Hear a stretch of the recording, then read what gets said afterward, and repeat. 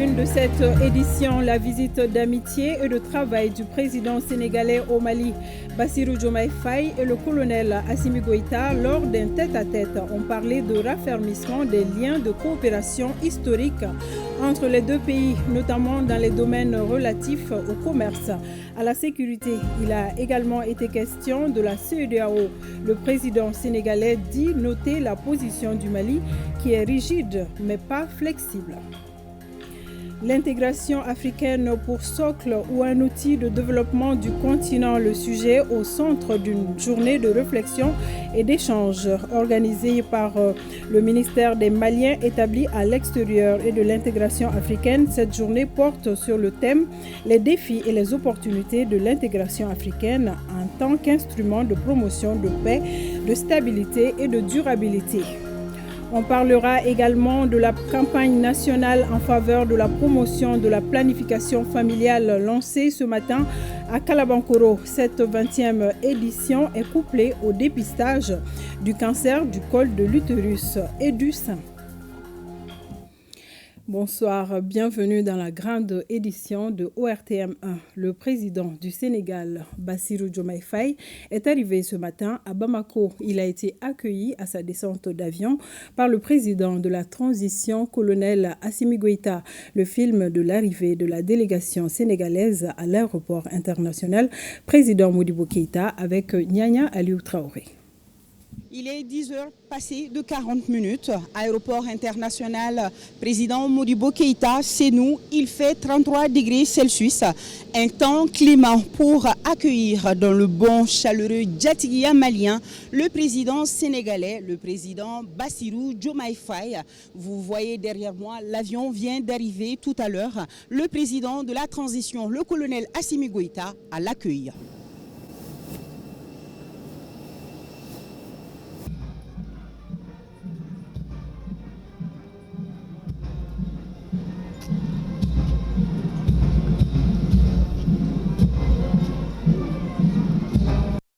Après cette salutation fraternelle entre les deux présidents, place à l'exécution des hymnes nationaux des deux pays.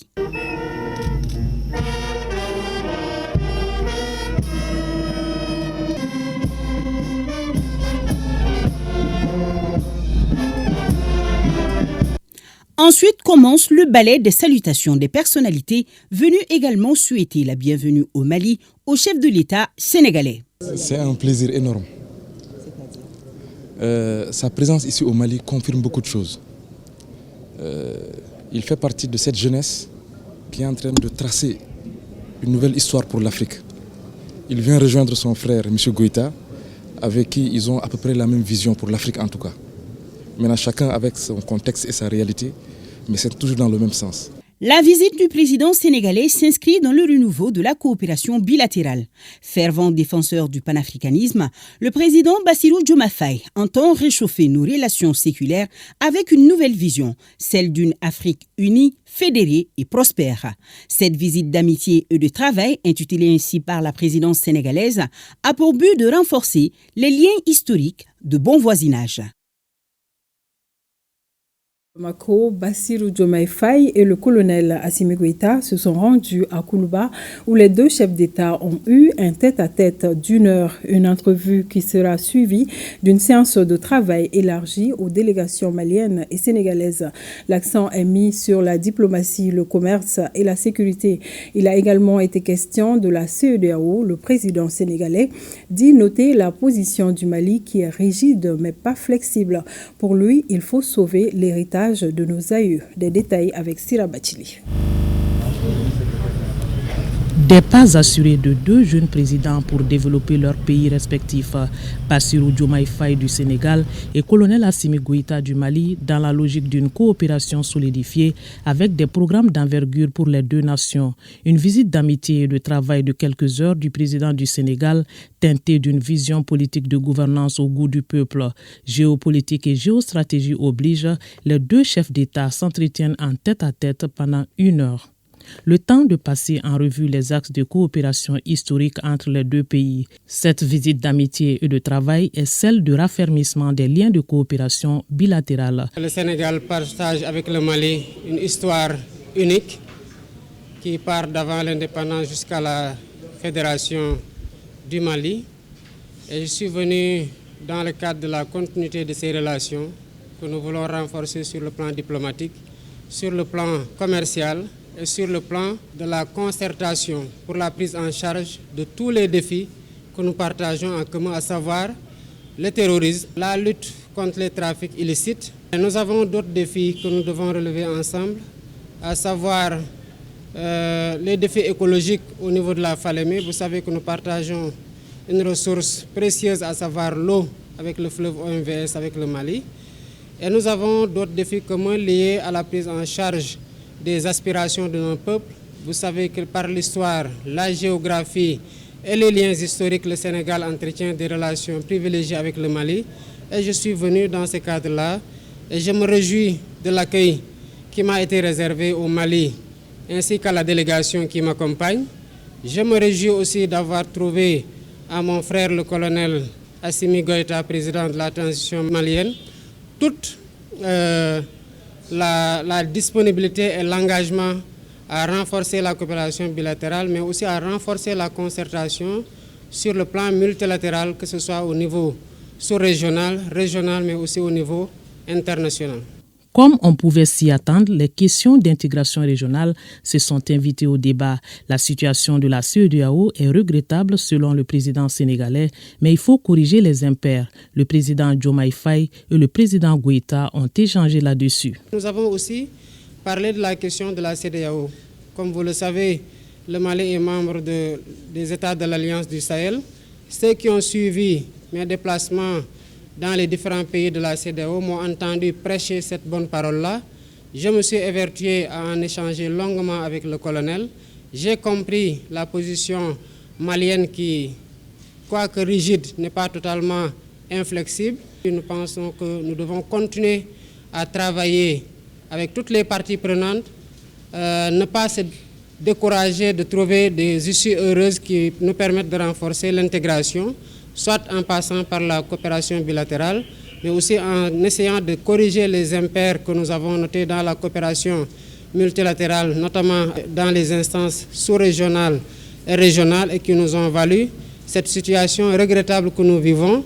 Mais nous ne pouvons pas nous résigner à observer un outil d'intégration formidable quand même dans sa conception, dans les résultats qu'il nous a valu et qui a été cité en exemple, c'est désintégrer sans rien faire. Nos aïeux ont laissé un héritage qu'il faut sauver et le président sénégalais d'apprécier la résilience des Maliens. Un peuple qui a confiance à ses dirigeants et la politique de gouvernance basée sur le principe de souveraineté. Nous avons un héritage des pères fondateurs qui ont eu une vision qui a été certainement très secouée, qui a été mise à rude épreuve, mais que nous avons aussi la responsabilité de transmettre intact ou en meilleur état.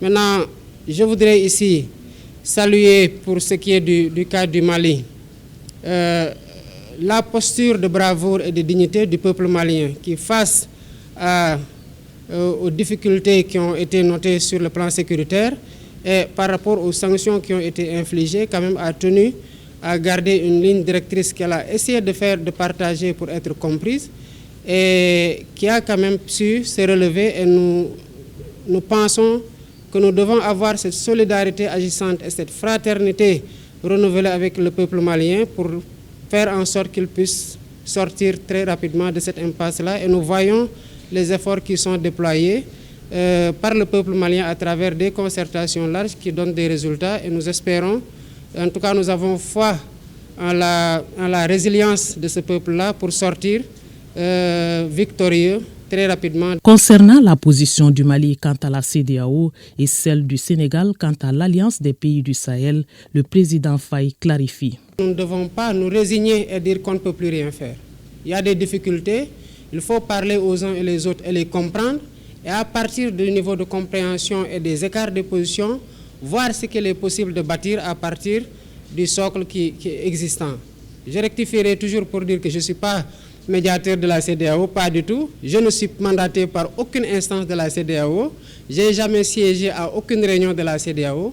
J'ai été récemment élu. Je suis dans dans un parcours de prise de contact plutôt, de salutation, de remerciement. Comme vous le savez, le colonel Goïta a envoyé une délégation lors de ma prestation de serment. Et c'est juste dans le cadre de ces prestations, de ce périple-là, de remerciement, de prise de contact, de renforcement de la coopération bilatérale entre le Sénégal et les pays que je visite. Est-ce que c'est possible de voir le Sénégal dans l'OUS dans les jours à venir? Cela n'est pas à l'ordre du jour. Comme je vous ai dit, je ne désespère pas de voir la CEDEAO repartir sur des bases nouvelles qui nous évitent la situation que nous traversons aujourd'hui. Tant qu'on est dans cet élan-là, je considère qu'il nous faut travailler au sein de la CEDEAO avec les différentes parties prenantes pour voir comment réconcilier les positions. Mais le Sénégal n'est pas à l'étude de rejoindre un ensemble quel qu'il soit. Les deux délégations sénégalaises et maliennes ont largement discuté en présence des deux chefs d'État sur plusieurs secteurs comme l'économie et les finances à travers le renforcement des échanges commerciaux, les transports ou encore la diplomatie. Pour cette première visite du président Bassirou Diomaye Faye au Mali, 4 membres de son gouvernement plus 2 ministres conseillers ont fait le déplacement de Bamako. La grande commission mixte Mali-Sénégal, il faut le rappeler, a été créée en 1961. Elle a à son compteur 13 sessions. Et c'est cet après-midi que le président sénégalais a quitté Bamako après quelques heures de visite. Il a été accompagné à l'aéroport international président Modibo Keïta Sénou par son homologue colonel Assimi Goïta, président de la transition. Étaient également présents le premier ministre, le président du CNT, des membres du gouvernement, les corps diplomatiques accrédités au Mali et plusieurs autres personnalités.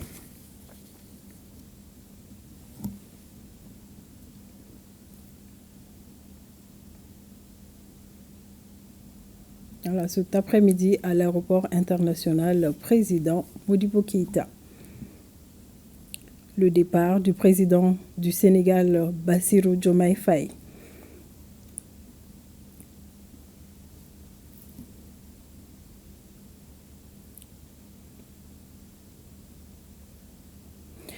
Sur un tout autre plan, le conseiller spécial du président de la transition a inauguré jeudi 2 forages, l'un aux 600 logements de Kati, le second à Koulikoro et les 3 classes offertes par le président de la transition à la commune rurale de Kambila, Youssouf Diakité et Adama Kamara.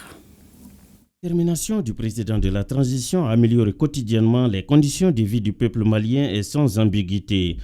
Ce jour 30 mai 2024, 3 inaugurations ont suivi. Un forage à Kati 600 logements, le 361e ensuite, le 362e à Koulouninko, tous dans la circonscription de Kati. Dans toutes ces zones, le problème d'eau est désormais un mauvais souvenir. Cette réalisation va permettre, à n'en point douter, à nos populations d'accéder à de l'eau potable dans une lutte implacable contre toutes les maladies liées à l'eau. Et le président de la transition, à travers les œuvres sociales, veut transmettre sa solidarité envers le peuple malien en général et les plus démunis. Et quand on voit les populations qui reçoivent ces fourrages-là, l'enthousiasme de ces populations, l'accueil qu'ils nous réservent, on ne peut être que satisfait et avoir de l'espoir pour le Mali. L'une des activités phares de la journée de ce jeudi, c'est l'inauguration de l'école offerte par le président de la transition à la commune rurale de Kambila. Aujourd'hui, nous sommes très fiers de la réalisation de cette école parce qu'il y a 2 ans, la population qui habite dans ces quartiers ont toujours demandé l'eau et une école digne de ce nom pour eux. Et l'année dernière, nous avons pu avoir avec l'aide du gouvernement, du président de la transition, nous avons pu amener de l'eau dans le quartier. Et aujourd'hui encore, on nous appelle pour dire qu'il y a 2 mois et demi, la première pierre d'une école a été posée. Et aujourd'hui, en moins de 3 mois, nous avons une école flambant neuve pour abriter les enfants. Cette cérémonie traduit aussi la volonté clairement affichée de son Excellence le colonel Assimi Goïta, président de la transition, chef de l'État, d'offrir aux enfants du Mali les conditions d'une éducation inclusive, équitable et de qualité. Notre motivation, c'est tout d'abord la confiance, surtout de toute l'équipe des œuvres sociales du président de la transition, son Excellence le colonel Assimi Goïta. Donc on essaie de satisfaire au max la confiance qu'on nous a apportée. On est très satisfait parce que ça fait moins de 3 mois qu'on a posé la première pierre de l'école, le délai était prévu pour 3 mois avec le ministre de l'Éducation. L'école a été réalisée en moins de 3 mois. Féliciter l'entreprise et dire aux bénéficiaires d'en prendre soin parce que le président de la transition a en tête que tous les enfants maliens puissent étudier dans de bonnes conditions de dignité et de sécurité. Le financement vient intégralement des fonds de souveraineté du président de la transition. Ce sont des populations enthousiastes dans toutes ces zones qui ont rencontré le conseiller spécial du président de la transition et sa délégation.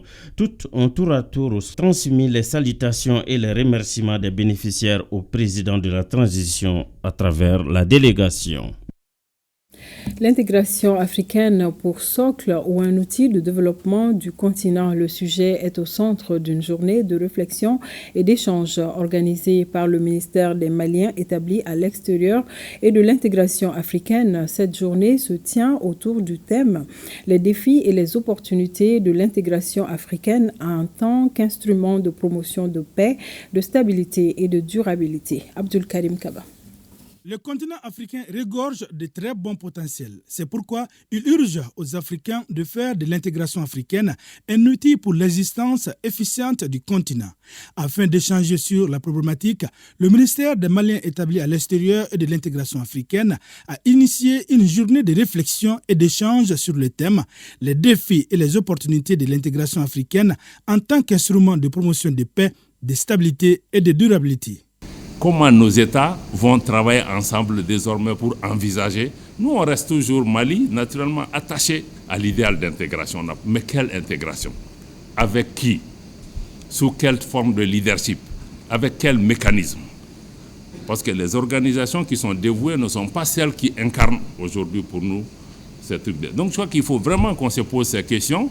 Comment interroger la pertinence de ces organisations tout en restant attaché à l'idéal d'intégration, parce que l'intégration là n'appartient ni aux chefs d'État, ni à ces organisations, ni même à nos États, ça appartient au peuple. Comment les peuples eux-mêmes peuvent vraiment s'approprier le processus et amener ces autres à travailler dans le sens que nous souhaitons. Les organisations sous-régionales et africaines traversent des moments difficiles. Justement, cette journée de réflexion et d'échange est une invite aux universitaires, des organisations de la société civile et les étudiants afin de redorer les blasons de l'intégration. L'intégration offre un cadre approprié pour aborder les défis de manière collective et efficace. Reste une solution privilégiée pour asseoir la paix et la stabilité, gage d'un développement global et harmonieux de notre continent. Pour un développement harmonieux du continent et l'atteinte des objectifs, le ministre Moussa propose. Le Mali a été de tous les chantiers de l'intégration africaine. Il nous faut, à la lumière des prouesses de l'intelligence humaine contemporaine, redoubler de créativité, d'inventivité pour trouver des solutions concrètes et réalisables en vue de faire avancer l'intégration africaine. Vous comprenez pourquoi, devant les faillites de la CEDEAO, que les États du Mali, du Niger et du Burkina Faso se soient alliés pour créer l'AES en vue de faire face aux défis de la paix, de la stabilité et du développement. Au cours des panels, des sujets comme la libre circulation des personnes et de leurs biens en Afrique de l'Ouest comme facteur de l'intégration africaine, la paix et le développement par l'intégration, acquis et défis pour l'Afrique, et l'intégration sociale et culturelle comme fondement de l'unité et de la solidarité africaine sont abordés. Le chantier de la tour de l'ORTM sur la route de Kati a été visité aujourd'hui par les membres du CNT à travers la commission éducation, culture et communication. Pour la circonstance, ils ont été reçus par le directeur général de l'ORTM et sa délégation. Le but est de faire le constat de l'évolution des travaux. Abdul Karim Kaba a suivi la visite. S'enquérir de l'état d'avancement des travaux, tel est l'objectif de la visite de la commission éducation, culture et communication du Conseil national de transition au chantier de la tour de l'ORTM. L'ORTM, c'est la voie du Mali à l'intérieur et à l'extérieur. Donc, il est plus que nécessaire de faire le point du chantier. Nous avons décidé de passer aujourd'hui à la tour de l'ORTM. C'est sur une instruction du président du Conseil national de transition. Parce que nous, notre devise au Conseil national de transition, rien ne doit être entrepris qui ne soit achevé. Et depuis le temps qu'on parle de cette tour de l'ORTM, et à quelle étape sommes-nous aujourd'hui? On se rend compte que les gens viennent chez nous prendre des initiatives, aller réaliser ces initiatives chez eux, et nous, au moment où nous sommes en train de réaliser ces initiatives-là, elles deviennent caduques.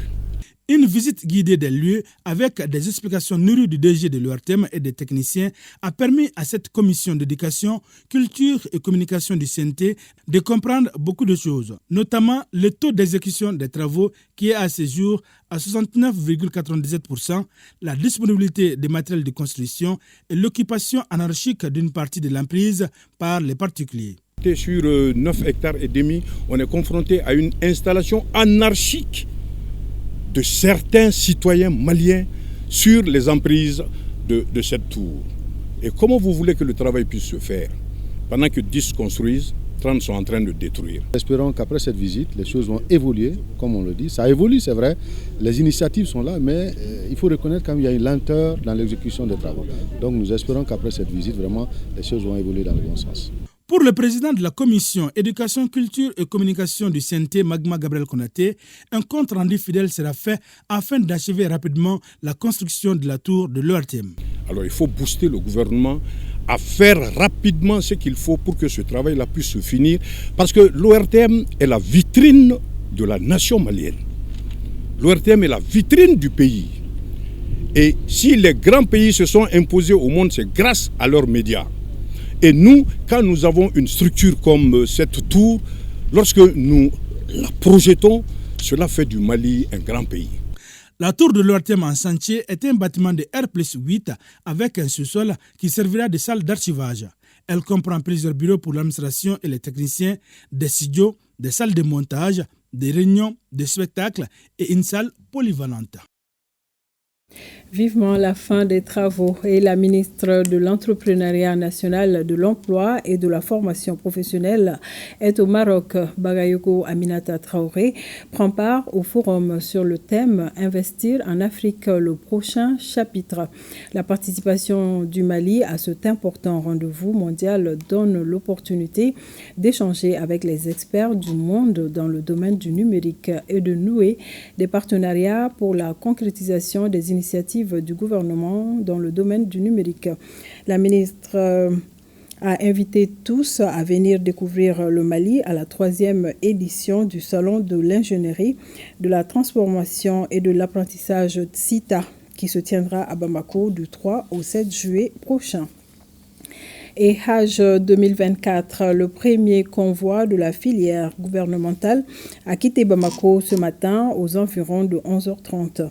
Ils sont 308 pèlerins, dont 166 femmes, à embarquer dans un avion de la compagnie Égyptaire à destination de Médine en Arabie Saoudite. Ils ont été accompagnés à l'aéroport international président Modibo Keïta par le ministre des Affaires religieuses, du culte et des coutumes, en compagnie du directeur général de la maison du Hajj de Bamako et de l'ambassadeur du Royaume d'Arabie Saoudite.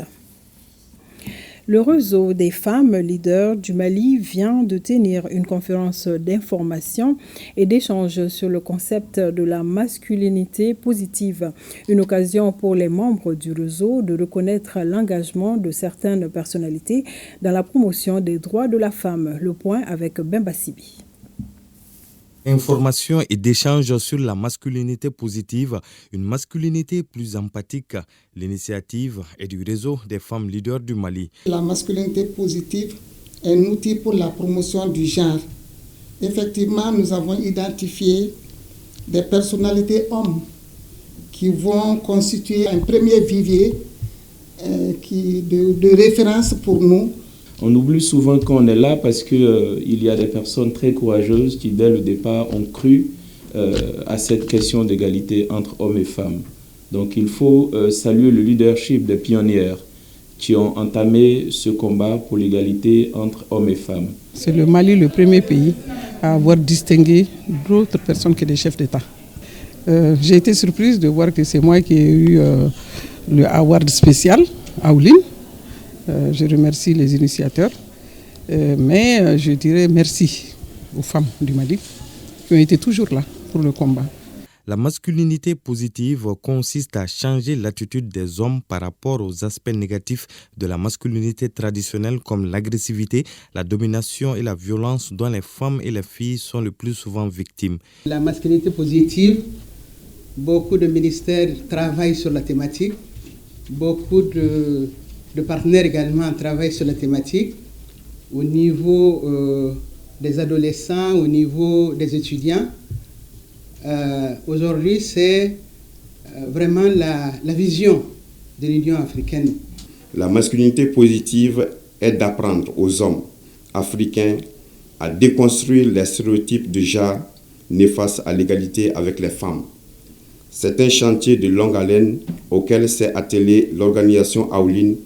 Un combat de longue haleine qui a commencé et doit continuer de plus belle. La conférence a été mise à contribution pour remettre des attestations de reconnaissance à certaines personnalités pour leur action en faveur de la promotion des droits de la femme.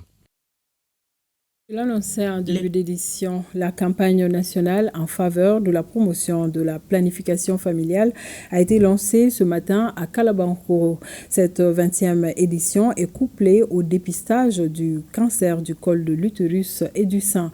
Le thème retenu pour cette année est « Engagement multisectoriel pour l'atteinte des objectifs du développement durable à travers la planification familiale au Mali ». Barakissa Ouattara et Tayeb Adjaouyakoui. Pilule contraceptive orale, les implants, les contraceptifs injectables, les dispositifs intra-utérins, les préservatifs, autant de méthodes contraceptives avec un seul objectif, éviter les grossesses non désirées et espacer les naissances. La campagne ainsi lancée par l'ONASR, Office national de la santé et de la reproduction, permettra de rendre accessibles à tous les niveaux les méthodes de contraception. La planification familiale, seule en tant que stratégie, peut réduire 30% du décès maternel dans notre pays. Cette année, nous visons 450 000 nouvelles utilisatrices de planification familiale. La planification familiale est l'une des meilleures interventions les plus bénéfiques pour l'amélioration de la santé de la femme, des filles et du développement socio-économique en général, car elle contribue à plus de 30% dans la réduction de la mortalité maternelle en évitant les grossesses précoces, tardives, rapprochées, non désirées et les avortements clandestins, source de conséquences néfastes. Cette campagne en faveur de la promotion de la planification familiale est couplée au dépistage du cancer du col de l'utérus et du sein.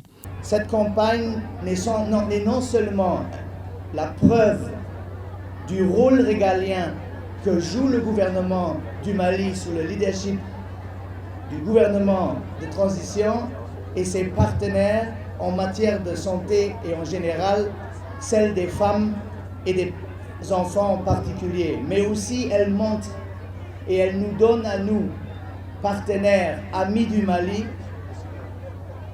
l'occasion de renforcer et renouveler nos engagements dans la lutte pour la réduction de la mortalité maternelle et néonatale. Quant au dépistage du col de l'utérus et du sein, nous prévoyons 40 000 femmes éligibles au dépistage.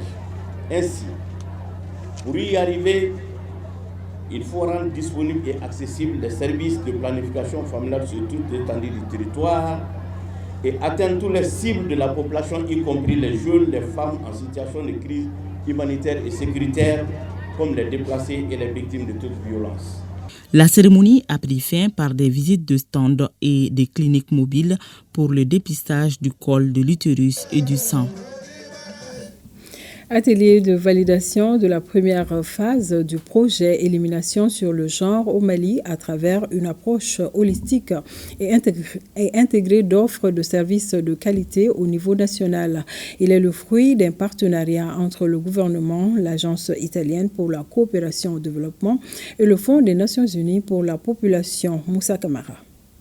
Le projet de renforcement de l'accès aux services de santé et reproductif droit en matière de santé de la reproduction vise à renforcer l'utilisation des services de santé sexuelle et reproductive au Mali. Vu son importance sur la prise en charge des cas de violence basés sur le genre, il vient de bénéficier d'un nouveau financement. Financement qui amorce la seconde phase du projet et vient renforcer les acquis de la première phase dans les régions de Ségou, Sikasso et le district de Bamako.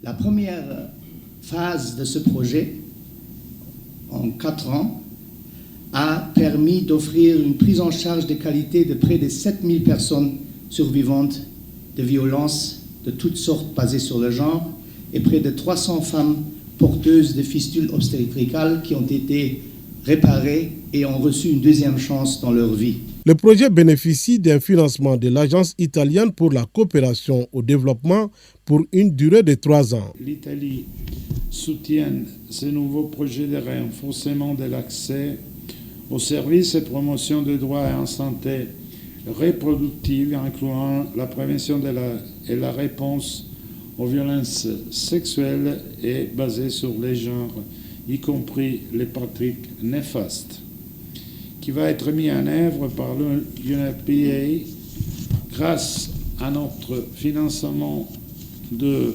1,312 milliard francs CFA avec le soutien technique de l'Agence italienne pour la coopération au développement.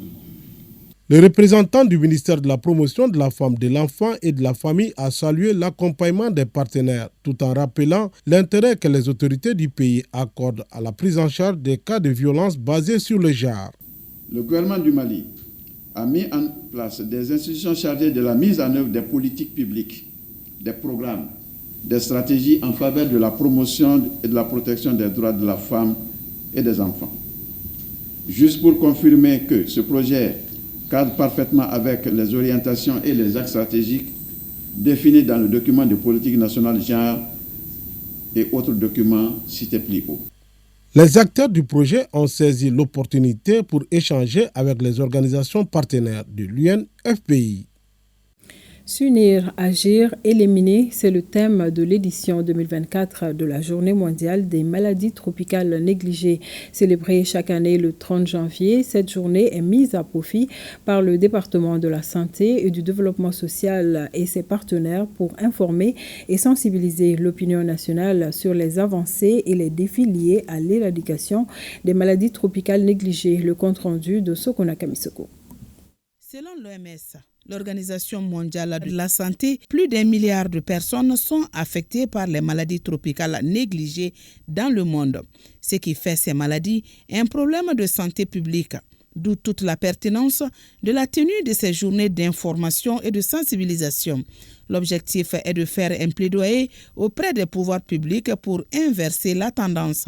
En 2023, l'OMS a continué à jouer son rôle de plaidoyer auprès des firmes pharmaceutiques en faveur de lutte contre ces maladies et de servir de couloir de transmission des médicaments pour le traitement de masse. En tant que partenaire technique et financier, nous sommes porteurs d'espoir car nous avons constaté les progrès réalisés grâce à des initiatives de lutte contre les MTN. Depuis 2020, tous les districts endémiques ont atteint les critères d'arrêt de traitement de masse contre la filariose lymphatique. Et l'année 2025 est prévue pour la soumission de dossiers d'élimination. S'unir, agir et éliminer, c'est le thème retenu pour l'occasion. Des acquis importants ont été réalisés en matière de lutte contre ces maladies. Il s'agit, entre autres, l'élimination du trachome en tant que problème de santé publique dans notre pays en 2023.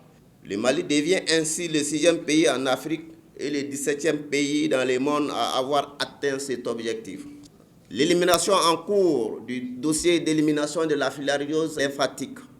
Aucun cas de trypanosomiase humaine africaine et tous les districts sanitaires endémiques de la lèpre au Mali ont atteint le seuil d'élimination, moins d'1 cas pour 10 000 habitants.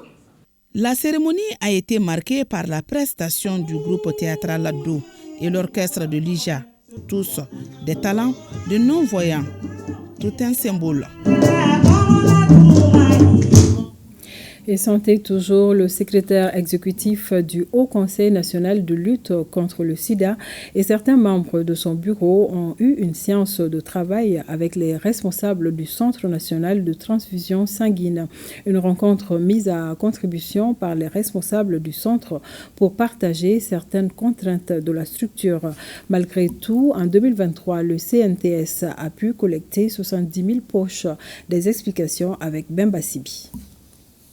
Le VIH-Sida se transmet par le sang et le sang est la matière de travail du Centre national de transfusion sanguine.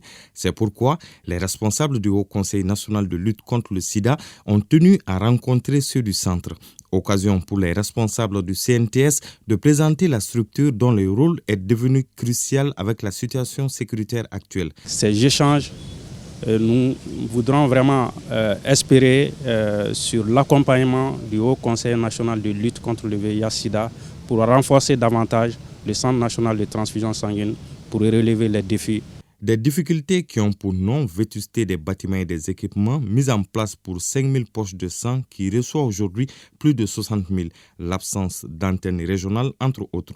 Malgré tout, rien qu'en 2023, le centre a enregistré pour Kati et Bamako 70 000 dons de sang. Ils sont à féliciter, ils sont à encourager. Nous sommes venus échanger avec eux pour nous rassurer réellement de la sécurité transfusionnelle, nous rassurer aussi de leur environnement de travail. Nous devrions tout faire pour qu'aucun malade ne soit transfusé avec du sang contaminé. Le secrétariat exécutif du Haut Conseil national de lutte contre le sida va donc apporter son soutien au Centre national de transfusion sanguine dans la mesure du possible pour atténuer les difficultés du centre qui est un maillon essentiel dans la lutte contre le VIH-Sida. Inauguration samedi dernier à Bamako de l'université privée Boubacar Seye, UPBS en commune 6 du district de Bamako. L'UPBS propose un programme de formation avec des diplômes en DUT, licence et master. Kassim Diallo nous en dit plus. Cette cérémonie inaugurale ouvre les portes de l'université privée Boubacar Seye aux étudiants. L'établissement est situé en commune 6 du district de Bamako. Cet établissement supérieur offre une formation professionnelle dans plusieurs filières, notamment finance, comptabilité, gestion des entreprises, sciences politiques et le développement stratégique. L'UPBS forme les étudiants inscrits en DUT, licence, Master 1 et Master 2. Nous assurons également la formation continue dans des modules choisis par les services intéressés. À cet égard, nous sommes disposés à signer des accords de partenariat avec les services et les organismes partenaires intéressés. Dans le souci de répondre à une préoccupation liée au déficit d'infrastructures scolaires, le promoteur de l'université privée Boubacar Seye exprime sa motivation. Notre pays, depuis des années, l'éducation connaît un chamboulement très terrible. En vue de combler certaines lacunes, nous avons jugé nécessaire d'apporter notre partition dans la construction de l'édifice national. Et cela commence forcément par la formation. L'université privée Boubacar Seye ambitionne d'apporter plusieurs innovations dans le secteur de l'éducation afin de relever les défis d'une formation de qualité. L'Agence nationale de développement des biocarburants, ANADEB, organise une session d'information et de sensibilisation des grands producteurs fermiers en zone périurbaine de Bamako. Cette formation porte sur le programme dit ABC Mali. Les explications avec Abdul Karim Kaba. Faire de la technologie des biodigesteurs un outil de développement durable en milieu rural et périurbain, cette initiative de l'Agence nationale de développement des biocarburants, ANADEB, commence à porter fruit. En témoigne cette session d'information et de sensibilisation sur le programme africain biodigesteurs Componat ABC Mali, à l'endroit des grands producteurs fermiers en zone périurbaine de Bamako. Aujourd'hui, le biodigesteur se présente comme une solution crédible à l'accès à l'énergie pour tous, ainsi qu'à l'amélioration de la productivité agricole. Grâce à sa technologie innovante, il permet aux ménages de bénéficier de l'électricité et du gaz en permanence. Développer le secteur avec plus de 2500 biodigesteurs d'ici 2026, tel est l'objectif du programme. Le but est vraiment de créer une activité économique autour de la technologie du biodigesteur. De travailler avec les potentiels clients afin qu'ils connaissent mieux la technologie, qu'ils connaissent les atouts de la technologie et qu'ils soient prêts à investir dans cette technologie. Les autorités de la transition accordent du crédit à cette alternative qui préconise une solution durable pour l'énergie. La présence à cette session des représentants du périmètre irrigué de Baguineda, des responsables de l'agriculture de Sibi, des experts de la SNV et des cadres de la bioénergie témoigne déjà de l'engagement sans faille des autorités maliennes à soutenir la vulgarisation de la technologie du biodigesteur. Avec cette technologie de biodigesteur, c'est l'accès durable à l'énergie et aux engrais organiques. L'établissement d'une définition de l'aide humanitaire au Mali et les enjeux liés à la notion de localisation de l'aide, ces concepts sont au menu d'une rencontre de 2 jours à Bamako. La rencontre est organisée par la PONA, la plateforme des ONG actives dans l'humanitaire au Mali. L'initiative est soutenue par le Conseil international des agences volontaires Batraoré.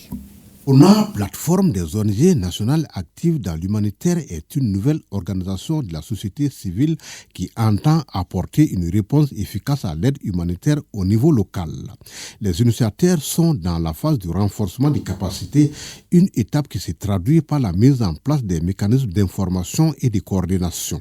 La PONA organise le présent atelier de 2 jours pour présenter le projet à l'ensemble des parties prenantes au Mali, établir une définition commune de la localisation de l'aide au Mali, identifier les grands thèmes, enjeux et les questions d'intérêt relatifs à la localisation de l'aide humanitaire au Mali, en vue de mettre en place l'outil de mesure des progrès.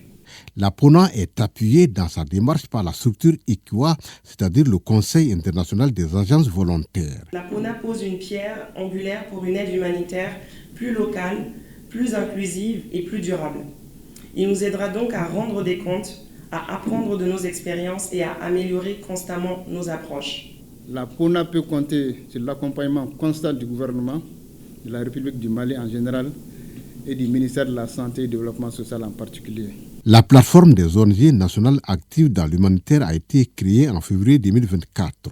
Elle s'engage avec l'appui de ses partenaires à une localisation et une meilleure coordination de l'aide humanitaire au Mali.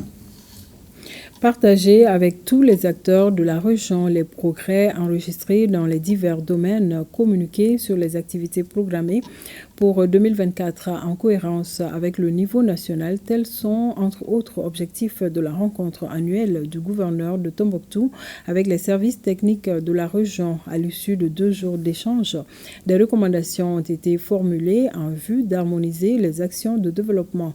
Le reportage de Idrissa Golo Sissoko.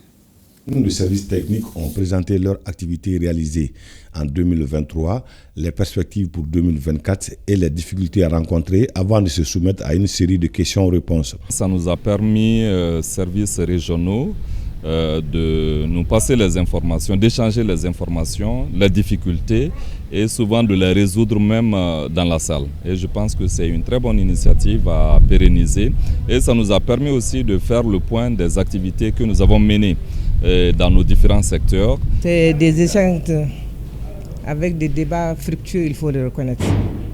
Parce que depuis l'arrivée de M. le gouverneur, il a instauré cette rencontre annuelle où toutes les structures, je veux dire les services techniques régionaux, participent à un exercice pratique.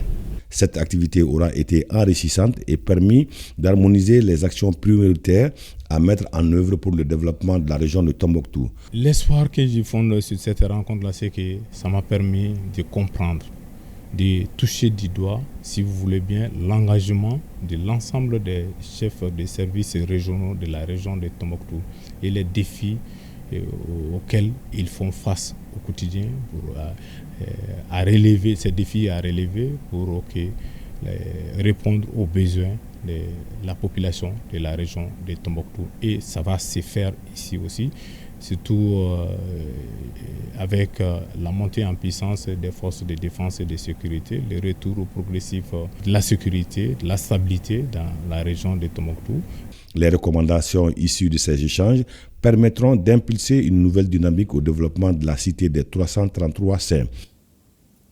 Du 29 mai au 2 juin 2024 se tiendra au CITB la deuxième édition du Festival de l'innovation Bamako.ai, un événement qui mêle tradition et modernité avec un accent sur la valorisation de l'artisanat local et l'intelligence artificielle. Le thème de cette édition est décoloniser pour innover. Notre reporter Bemba Sibi a sillonné les allées de l'exposition. Découvrons ensemble. Coloniser pour innover. Plus qu'une thématique, une réalité à la deuxième édition du Festival de l'innovation dénommé Bamako AI, un espace de rencontre entre l'artisanat traditionnel et l'intelligence artificielle, une rencontre qui fait jaillir la créativité. Ici, c'est un guide touristique d'un nouveau genre qui nous propose une excursion rien qu'en portant ses lunettes. Un peu plus loin, on découvre l'application Kabako, un condensé de savoir pour les jeunes. Kabako veut aider les jeunes du Sahel à pouvoir s'en sortir. Permettre à n'importe quel jeune d'avoir accès à la connaissance dans sa poche. Dès que tu entres dedans, tu es dans un processus d'apprentissage pour Kabako ta vie. À Bamako AI, l'innovation s'exprime sans limite. De la construction écologique, il en est question également. Là, c'est le banco et le bambou qui sont mis en avant. Le tout dans une mise en scène qui mêle tradition et modernité. Kabako a un modèle qu'on appelle le Indigenous, qui est donc cette fusion entre l'alliance entre les technologies dites émergentes ou technologies de pointe qu'on allie en fait avec nos savoirs locaux pour créer de la valeur localement. Nous sommes persuadés que c'est à travers ça que au Mali, la jeunesse peut créer de la valeur localement. Que pour nous, c'est bien de regarder vers l'avenir, mais si on ne sait pas d'où est-ce que l'on vient, si on ne se l'approprie pas, on est perdu. C'est dans ce cadre que les organisateurs ont tenu à mettre en place un concours en poterie, en architecture, en terre et en matière végétale. Le vainqueur sera dévoilé le 2 juin prochain. Un rideau cet après-midi sur les travaux de la 30e conférence des directeurs généraux et commissaires des douanes de l'Afrique occidentale et centrale de l'Organisation mondiale des douanes. À l'issue de 2 jours de travaux, la conférence a adopté une panoplie de recommandations en vue de promouvoir la coopération douanière. L'inspecteur général Amadou Kounaté, directeur général des douanes du Mali, a été élu à l'unanimité par ses pairs à la vice-présidence de la région OMD AOC. Nous reviendrons plus en détail sur les conclusions de cette conférence dans nos prochaines éditions. Et pour terminer, donner à Bamako les allures d'une capitale normale et assainir les finances de la mairie du district. 2 objectifs assignés à la délégation spéciale en place depuis janvier dernier à la mairie du district de Bamako par les autorités. Un véritable défi selon le président de la délégation spéciale. Son président Bala Traoré répond ce soir aux questions de Yaya Kounaté. Je vous propose de suivre un extrait. On a tout de suite compris que ce à quoi nous allons nous atteler, c'est un vrai défi. C'était à la mesure des problèmes qui existaient déjà au sein de la mairie. Un défi parce que c'était une expérience pour nous. Nous ne sommes pas des élus. C'est une mission qu'on nous confie. Il nous revenait à nous d'imaginer, d'avoir des attitudes, de prendre des stratégies pour arriver à atteindre les objectifs. La mission qu'on nous a confiée, comment nous allons faire pour résoudre la mission et laisser un impact. Vous avez parlé d'un vrai défi. Un vrai défi. Est-ce que votre mission en tant que délégation spéciale va au-delà de l'évacuation des affaires courantes, on va dire? Oui, selon la feuille de route, il y a 2 grandes missions. Assainissement de la ville, embellissement de la ville, ce qui sous-entend embellir les carrefours, mettre les feux, mettre les plaques, pour donner à notre capitale l'allure d'une capitale normale. Une capitale comme toute autre capitale. Ça, c'était le premier volet. Le deuxième volet, c'était instaurer la bonne gouvernance financière. Là aussi, il y avait d'immenses problèmes. Pour vous dire que nous avons pris la mairie en charge quand la mairie était plombée à 18-19 milliards de dettes. Ce sont des citoyens, des GIE, des prestataires qui ont fait des services pour la mairie au compte de la mairie. Et qui ne sont pas jusque-là payés. Voilà. Et le constat est fait que le travail a été accompli. Mais au moment de les payer, c'était le problème. Il n'y avait pas d'argent, soit on payait partiellement, et les dettes se sont accumulées. L'invité de la semaine à suivre après le PMU Mali. C'était l'essentiel de cette édition avec comme principale information la visite du président du Sénégal au Mali. Merci de nous avoir suivis. Excellente soirée.